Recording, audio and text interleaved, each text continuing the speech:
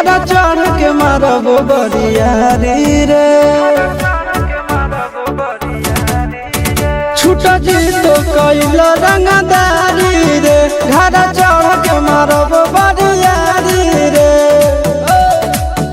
तोरा बापू के न तोरा दादा के चिन्हबहु बेटा सब गोली मारबहु एगो गिनबहु तोरा बापू के न तोरा दादा के चिन्हबहु बेटा सब गोली मारबहु एगो गिनबहु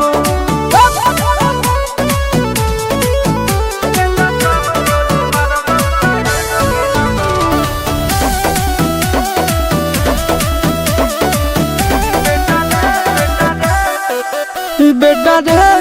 काटा से ठोक देबौ चिमनी के भाटा में झोंक देबौ देखबौ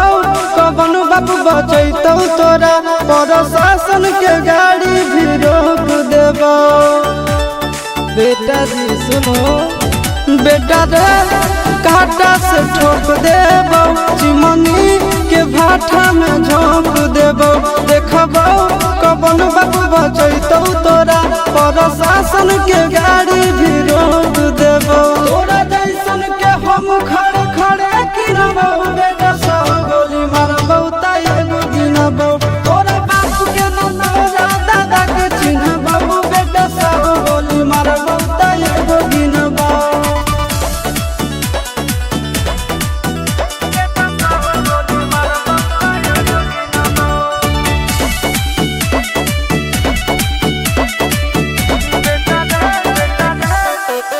बेटा रे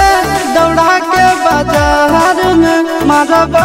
गोली तोर कपार में रंगदारी जे करम भी बिहार में गड़ देबौ गंगा जी किनार में इतना मार पड़तो ना बेटा बेटा रे दौड़ा के बाजार में मारबौ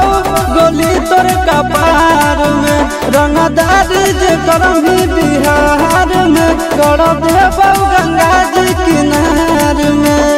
चिंटू आशीष के कारण सुनबौ बेटा सब गोली मारबौ